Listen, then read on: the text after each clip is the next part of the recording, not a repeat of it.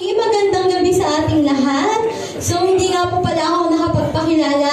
Ako nga po pala si Sister Camille. So, muli mga kapatid, welcome po sa DOCGM family. At nakaka-bless, nakakagaba po ng puso na tayo po na dito sa mga Christian, amen, na nagawain. Tayo po ay nagkakatipon-tipon, amen, para sa Panginoon. Salamat sa Panginoon. At muli, nawa mas marami pa po tayong gawain na magkakasama-sama, amen, mga kapatid. At ngayon po, sa gabing ito, tayo po ay dadako sa ating pagtotoo or testimony po. So, ayan, so ang floor po ay open para sa bawat isa po sa atin na gusto pong i-share yung ginawa po ng Panginoon sa kanyang buhay, sa nagdaang araw or linggo na gusto po natin, amen, i-share sa bawat isa para maging kalakasan po, amen. Lalo na po ngayon lang po tayo nagkasama-sama muli, amen. So meron po ba dito na nais po na may i-share na testimony po sa gabing ito? Amen, amen. Ayan. So, mukhang nahihiya pa po yung iba. Amen. Meron po ba dito na kinokonvict na mag-share po na kahit onti lang po na or pasasalamat, amen, na ginawa ng Panginoon sa buhay na. Amen. Meron po ba dito na nais na mag-share? Ayan, parang ayan, glory to God.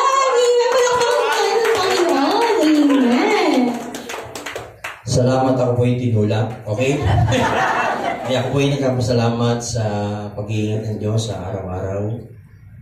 Nung Sunday kasi ay pag-gising ko po ay medyo iba na yung aking naramdaman. Ako po yung dumuwi bago po ako pumunta ng Charles ng FC Bank. Kaya lang pagkakain namin tanghali, medyo sumama na naman. Abutin ako kung uwi pa ako sa amin kasi sa Mary Chris. Kaya sa madaling salita, dumuwi po ako doon. Pagdating ko sa amin, dumumi na naman ako. Tatlo na. Bago po ako magturo kasi meron akong Charles doon sa likod. Dumumi na naman ako. Kaapat na po ako. Sabi ko, tama na. Pagkikising ko ng mga na Monday, dumumi ulit ako.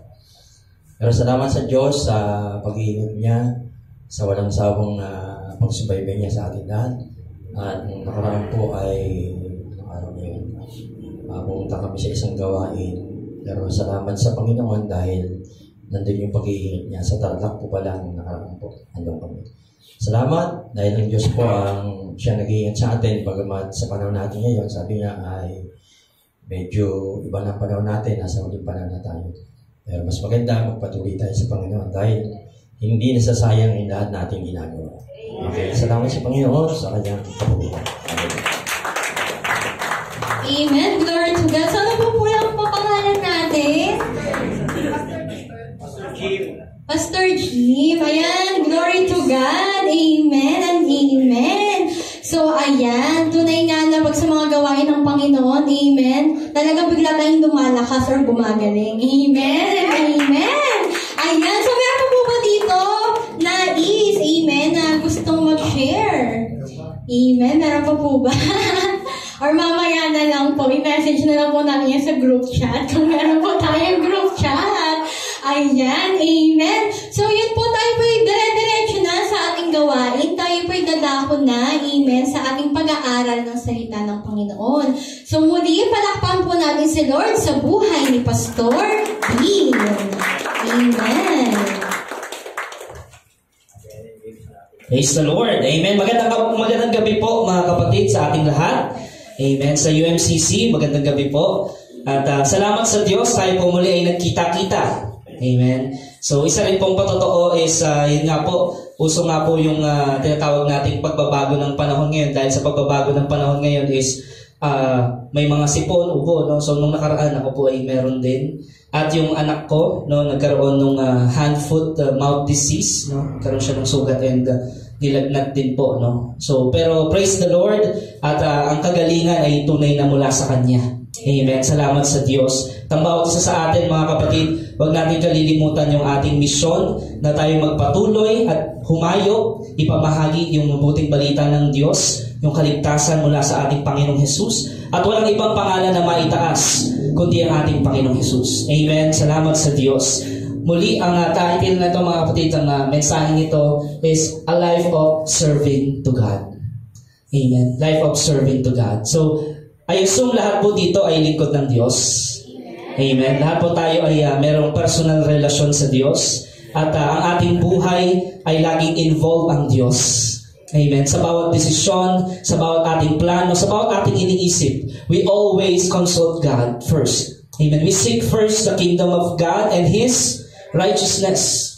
At anong pangako ng Diyos? All these things shall be added unto us. Amen. The fact that we should serve God is obvious in Scripture. Basahin natin yung Lucas chapter 4 verse 8. Sumagot si Jesus, nasusulat, ang Panginoon mong Diyos ang dapat mong sambahin at siya lamang ang dapat mong paglingkuran.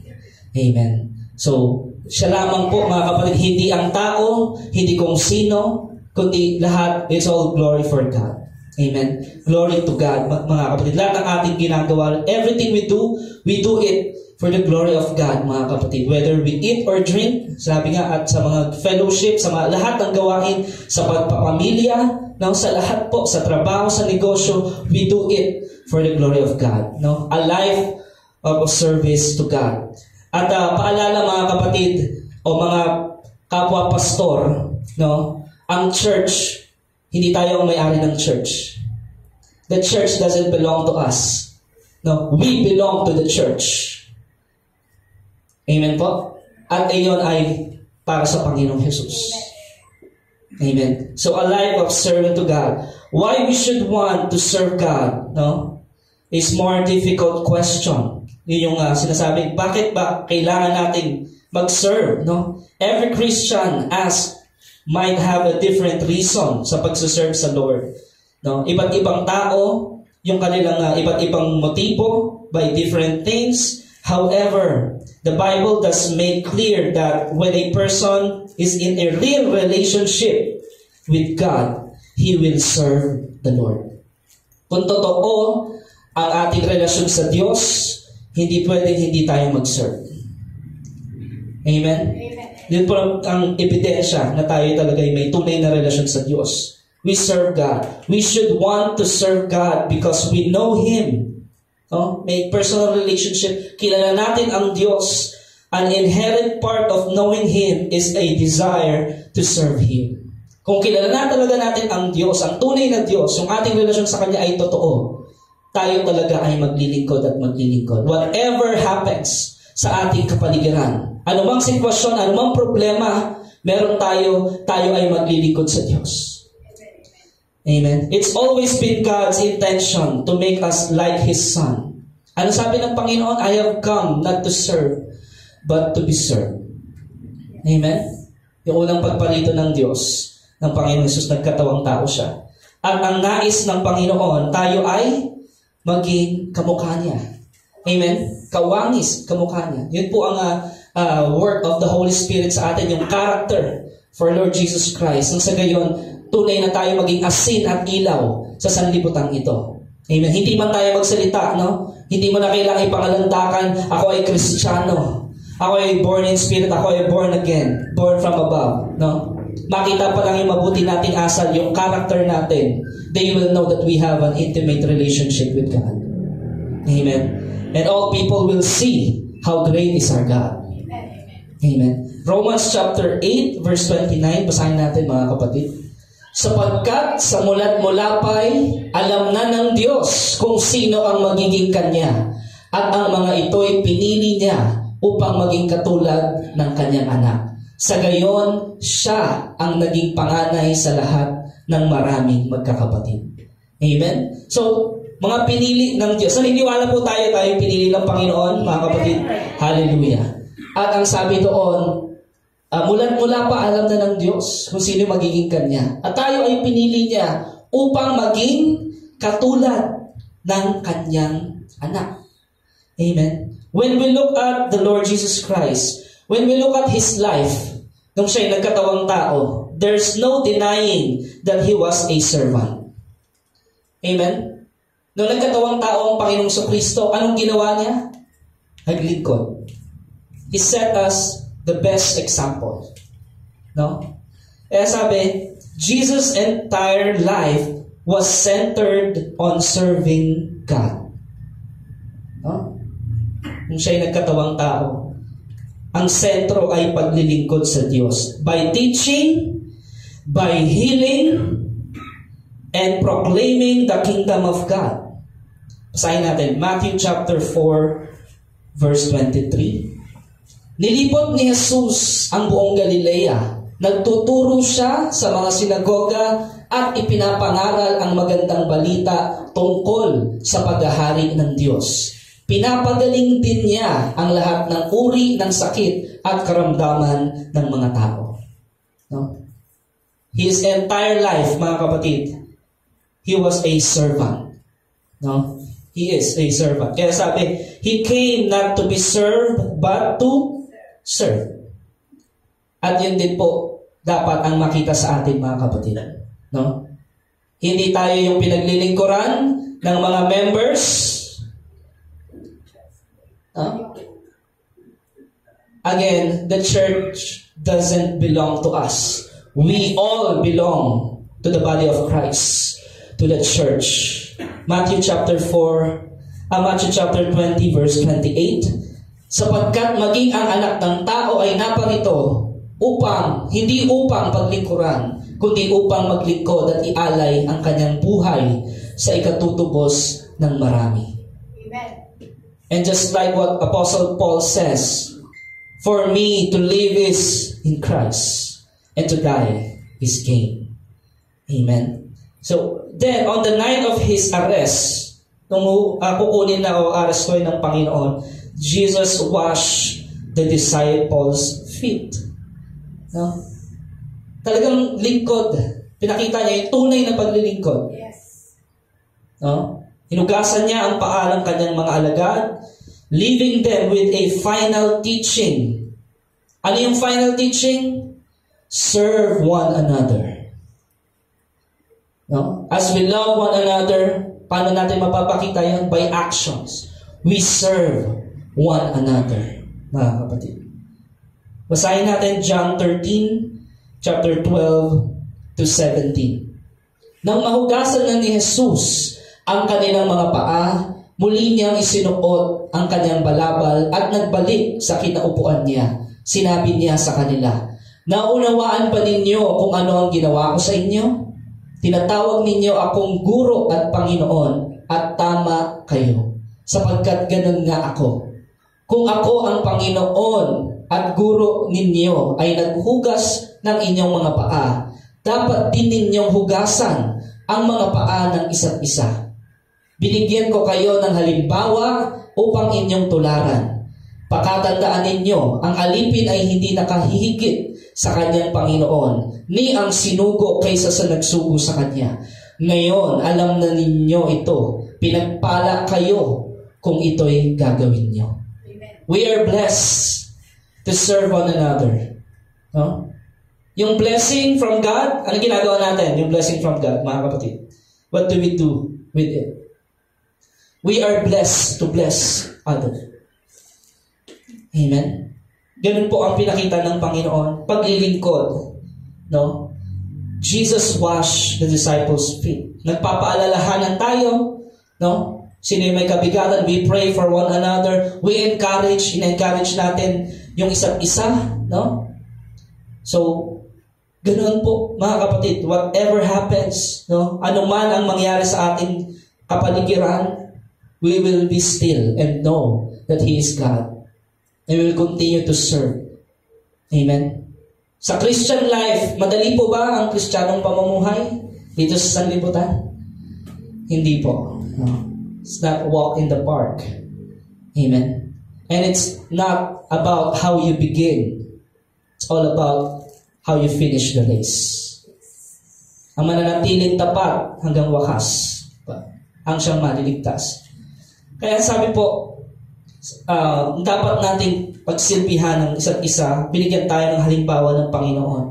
If Jesus is all about serving, and God wants to make us like Him, then it's obvious, no, that we should be all about serving as well.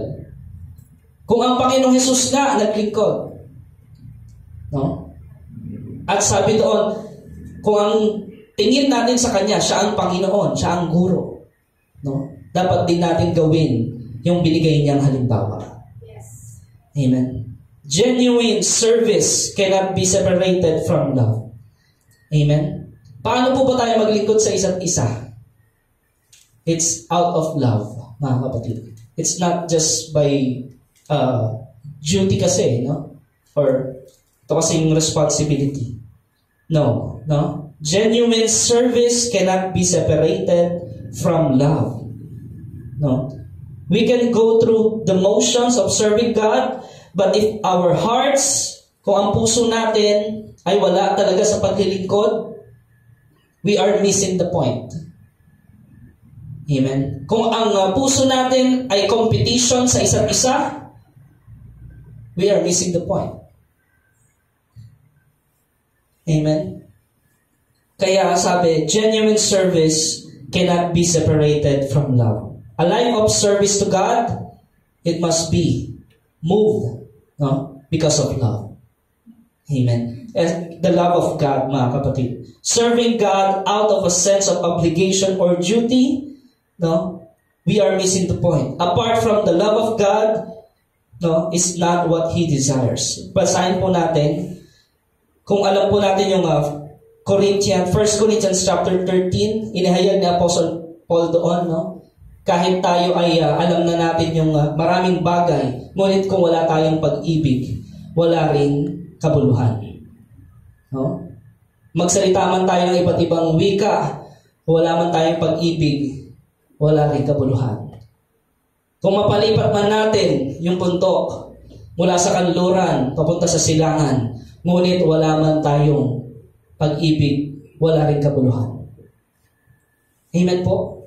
Parang sabi, 1 John chapter 4, 9 hanggang 11. Inihayag ng Diyos ang kanyang pag-ibig sa atin nang isugo niya sa mundo ang kanyang kaisa-isang anak upang magkaroon tayo ng buhay sa pamamagitan niya. Ito ang pag-ibig. Hindi sa inibig natin ng Diyos, kundi tayo ang inibig niya at sinugo niya ang kanyang anak upang maging handog para mapatawad ang ating mga kasalanan. Mga minamahal, kung ganoon kadakila ang pag-ibig ng Diyos sa atin, dapat din tayong magmahalan. Amen. Serve one another out of love. Amen. Yun po ang nais ng Lord na makita sa ating magkakapatid. No? Serving God should be our natural, love-filled response to Him who loved us first. Sino po ang unang nagmahal? Ang Diyos. No? Pinakita ng Diyos kung anong tunay na kahulugan ng pag-ibig. No? And God's kind of love, His love is perfect. No? At sabi sa Biblia, perfect love drives out fear. Amen. Kung tayo ay puspos na pag-ibig ng Diyos, mawawala yung pangamba, yung takot. Amen. Let us focus our life sa relasyon natin sa Diyos at sa paglilingkod sa Diyos. Amen. The Apostle Paul is a great example of how having a relationship with God through Christ results in a life of service. Nakita po natin kay Apostle Paul, iba't ibang lugar yung napuntahan niya, no? At napakaraming pagsubok ang dinaanan niya, no? Ilang beses nasira yung barko na sinasakyan niya. Amen. Kinagat pa siya ng ahas, pero binasiwas niya lang, ano? Dahil yung kanyang puso ay talagang tunay na paglilingkod sa Diyos. Prior to his conversion, Apostle Paul persecuted and killed believers. Nung siya ay si Saul pa, no? Anong ginagawa ni Apostle Paul? Pinapapatay yung mga mananampalataya, pinapersecute ang church. At anong sabi sa kanya ng Panginoon Jesus? Why are you persecuting me? In-address ng Panginoon sa kanya, no? Bakit? Because the church belongs to Jesus. Amen. Kaya sabi, no, through Christ results in a life of service. Si Apostle Paul after he encountered Jesus on Damascus, on the way to Damascus, no? And after na-encounter niya ang Panginoon, he immediately devoted the rest of his life to truly serving God by spreading the gospel of Jesus Christ. Basahin po natin Acts chapter 9, verse 20. At agad siyang nangaral sa mga sinagoga na si Jesus ang anak ng Diyos. No? Sa maraming lugar, ipinamalita niya ang mabuting balita mula sa Panginoon. Kahit alam niya, pwedeng kapalit ng buhay niya. No? Naranasan nilang makulong, mabugbog. No? Sino po dito naranasang makulong? Dahil sa salita ng Diyos. Mabugbog. Dito sa atin, no? Open ang salita ng Lord. No? Pero dun sa mga lugar na pinuntahan ni Apostle Paul, no? Kahit delikado, kahit pinagbabawal, no? Yung ipangaral, yung Panginoong Hesus, tuloy-tuloy po silang humayo. Amen? Dahil nalaman nila ang tunay na kahulugan ng buhay ay ang paglilingkod sa Diyos. Amen? Yun po ang tunay na kahulugan ng buhay natin. Paglilingkod sa Diyos. Sabi pa ni Apostle Paul sa 1 Timothy chapter 1, 12-14, nagpapasalamat ako sa ating Panginoong Hesukristo na nagbibigay sa akin ng lakas dahil tinuturing niya akong karapat-dapat na maglingkod sa Kanya. Amen. Sino po nagbibigay sa atin ng kalakasan para maglingkod sa Diyos? Ang Panginoong Hesus. Amen. Kaya sabi, kahit na noong unay nilapastangan, inusig at nilait ko siya, sa kabila nito'y nahabag sa akin ang Diyos, sapagkat hindi ko nalalaman ang aking ginagawa noong ako'y hindi pa sumasampalataya. Pinasagana sa akin ang kagandahang loob ng ating Panginoon at ipinagkaloob niya sa akin ang pananampalataya at pag-ibig na natatagpuan sa ating pakikipag-isa kay Kristo Jesus. Amen? Kaya tayo pong mga Kristiyano, no? Hindi tayo ang judge. Diba? Kasi minsan, ang tingin sa mga Kristiyano, judgmental eh. No? We have the right to judge inside, diba? The church. Pero yung mga outside, sabi ni si Apostle Paul, nung hindi niya pa alam, diba? Wala pa siya sa pananampalataya. Ano yung ginagawa niya? Nilait niya. Inusid niya. Nilapastangan niya ang katawan ng Panginoong Hesus. Nilapastangan niya, no? Ang church. So, sino dito yung dating parang katulad ni Apostle Paul, no? Na parang minamak natin yung mga born again, minamak natin yung mga Christians, no? Pero kalaunan, no? Dahil sa pagkilos ng banal na Espiritu at sama-sama nating panalangin sa Diyos, nagkakaroon talaga ng miracle, mga kapatid. Yung dati kilala nating tao na talagang akala natin wala nang pag-asang magbago, no? Katulad ni Apostle Paul, ay nagkaroon ng turning point ang kanyang buhay. Amen. Praise the Lord. Kaya, mga kapatid, huwag tayong mawalan ng pag-asa. Kung tayo ay may mga kamag-anak, mga mahal sa buhay, kaibigan, no? Malapit sa atin, na wala pang relasyon sa Panginoon, at inuusig nila ang church, no? Ang mga Kristiyano, patuloy natin silang ipanalangin at ipakita natin ang tunay na pag-serve, no? At tunay na pagiging Kristiyano. Amen po, mga kapatid. Kaya sabi, lagi tayo magpasalamat sa Diyos dahil sa Kanyang grasya. The grace of our God was poured out, sabi ni Apostle Paul, was poured out on me abundantly, along with the faith and love that are in Christ Jesus. Once Paul became aware of the love and grace that God had given him, ang kanyang tugon ay paglilingkod. Ano hong tugon natin sa pag-ibig at grasya ng Diyos sa atin? Paglilingkod. Pagsuserve. Amen po, mga kapatid. Yun ang response natin. Proper response. The Bible offers several motivations for our service. We want to serve God because we are receiving a kingdom that cannot be shaken. Amen. Hebrews chapter 12, verse 28. Kaya magpasalamat tayo sa Diyos sapagkat tumanggap tayo ng isang kahariang hindi nayayanig. Sambahin natin ang Diyos sa paraang kalugod-lugod sa Kanya, may paggalang at pagkatakot. Amen? Lagi tayong pasalamat sa Diyos. Dahil ano po yung tinanggap natin mula sa Diyos? Kanyang kaharian. His kingdom that cannot be shaken. Because our service supplies the needs of the Lord's people. No? Makita natin yung pangangailangan ng mga anak ng Diyos.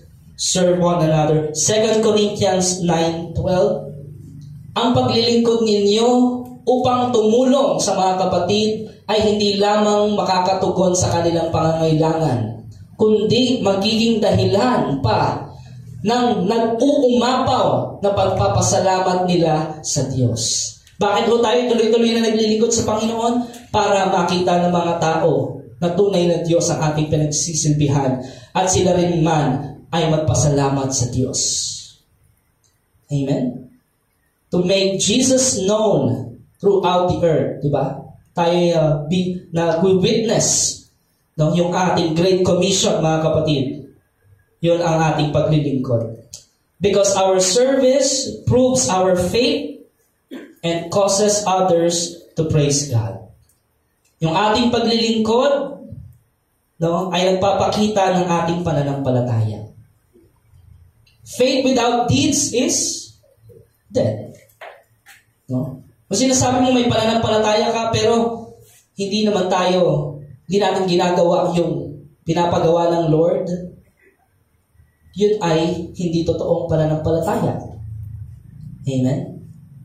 Pero kung ang sabi doon, ang tunay na pananampalataya ay laging may kalakip na gawa, mga kapatid. Amen. 2 Corinthians 9:13, basahin natin.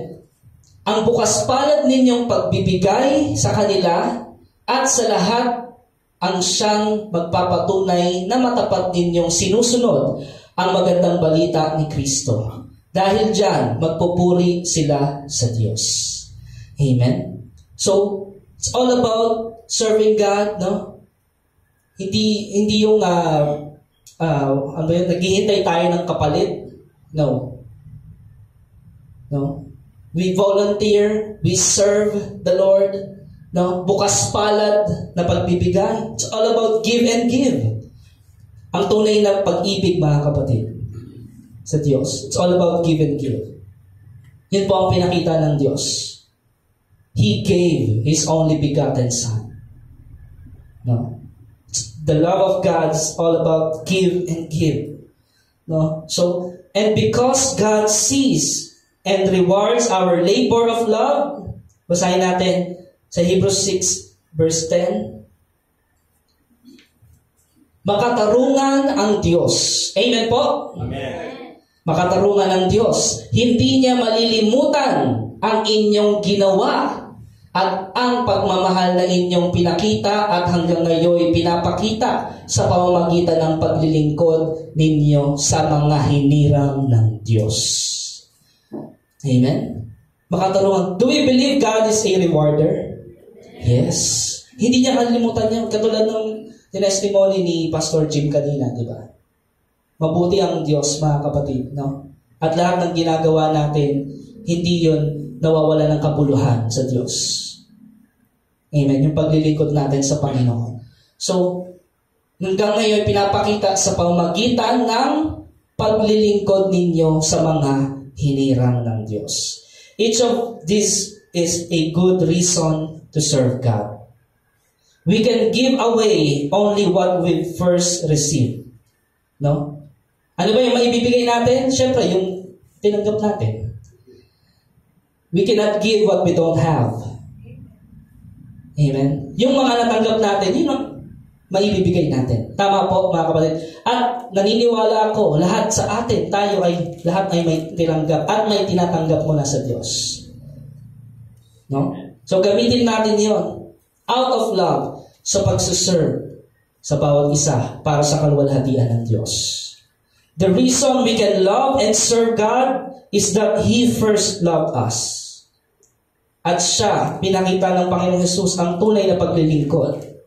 The more we are aware of and experience God's love in our own lives, the more prone we are to respond in love by serving the Lord. Amen? Ang talagang proper na pagtugon natin ay walang iba kundi paglilingkod sa Diyos at sa isa't isa. If you want to serve God, the key is to get to know the Lord more and more sa ating buhay. No? So, huwag tayong huminto, huwag tayong tumigil, no? Sa pagkakilala natin sa tunay na Diyos. No? At patuloy na siya lamang ang maitaas sa ating buhay. Basahin natin John 16, verse 13. Ngunit pagdating ng Espiritu ng katotohanan, papatnubayan niya kayo sa buong katotohanan, sapagkat ang sasabihin niya ay hindi mula sa kanyang sarili, kundi ang kanyang narinig, at ipahahayag niya sa inyo ang mga mangyayari sa hinaharap. Amen? Kaya tayo pong mga pinapatnubayan at pinananahanan ng banal na Espiritu, nagtataka pa po ba tayo kung bakit nangyayari sa bansang Israel ang nangyayari ngayon? Nagtataka po ba tayo? Hindi. Alam nating mangyayari yun. Amen? Yung mga bagay sa ating kapaligiran, pagtaas ng bilihin, no?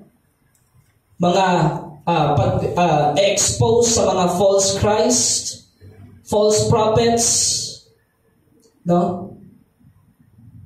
Because we are in the last days, hindi na tayo nagtataka sa mga pangyayari ngayon, sa mga nangyayari ngayon.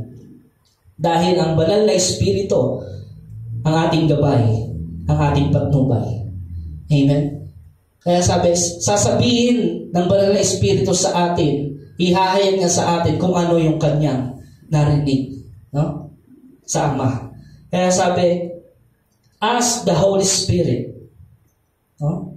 Ask the Holy Spirit to reveal more of God to us. No? When was the last time na tayo ay nagtanong sa Diyos? No? When was the last time we asked the Holy Spirit a fresh revelation from God na maibahagi natin sa paglilingkod natin sa isa't isa? O tayo ba ay dumidepende lang sa sarili nating talino, sa mga napag-aralan natin? To whom we depend on, mga kapatid? Kanino tayo dumidepende sa ating buhay Kristiyano? Walang iba kundi sa banal na Espiritu, sa ating Panginoon. Amen? Kaya nga, ask and it shall be given. Seek and we shall find. Knock on the door and it shall be open unto us. Amen? So, when we truly know God, no, who is love, our natural response is a desire to love and to serve Him in return. Kung talaga kilala natin ang Diyos at tayo mga lingkod ng Diyos, ang ating response is to love and to serve Him. Last verse po, 1 John chapter 4, verse 8. Ang hindi umiibig ay hindi kumikilala sa Diyos, sapagkat ang Diyos ay pag-ibig. Praise God. At yun ay makikita sa ating mga gawa, ating mga pagsasalita, no? At yung mga bagay kung paano tayo mag-isip. No? At salamat sa Panginoon dahil pinagkaloob ang banal na Espiritu sa bawat sa atin upang magampanan natin ang pinapagawa ng Diyos pagdating sa paglilingkod sa bawat isa. Amen po. Salamat po sa Diyos. Palakpakan po natin ang tunay na Diyos. Siya lamang ang mapupurihan, kaluwalhatian at karangalan ay sa Kanya. Sa pangalan ng Panginoong Hesus, tayo po'y manalangin, mga kapatid. Ama namin Diyos na makapangyarihan sa lahat, maraming salamat po, Ama, sa gawain mong ito, sa gabing ito. Salamat po at kami pinagtipon mo bilang magkakapatid upang patuloy, Lord God, sama-sama matunghayan ang iyong salita, patuloy na maibahagi ang kabutihan mo, mag-testify kami, Panginoon, about your works, about your goodness, Maraming salamat, Panginoon, sa pribilehiyo na kami po ay malayang nakakalapit sa iyo sa tuwi-tuwi na. Maraming salamat sa kalakasan, sa kagalingan. Maraming salamat, Lord, sa iyong provision, Panginoon, sa bawat isa. At tunay nga, Panginoon, ang mga bagay, Panginoon, na pinagkaloob mo sa amin, na aming ginagamit, Panginoon, sa paglilingkod. Ang dalangin po namin, Lord God, ikaw nga po, O Diyos, ang patuloy na maitaas sa lahat ng aming ginagawa, Panginoon. Maraming salamat po, Diyos, sa iyo po namin patuloy yung pinagkakatiwala ang mga gawain, Panginoon, ang mga local churches, Panginoon, na kabahagi, Panginoon, ng ministry ng bawat isa, Lord God, kabahagi ng iyong katawan. Maraming salamat, O Diyos. To you alone we give all glory, honor, and praise, Father, in the mighty name of Jesus Christ and by the power of the Holy Spirit. Everybody says, Amen and Amen. Praise the Lord. Salamat po sa Diyos. Amen. Glory to God.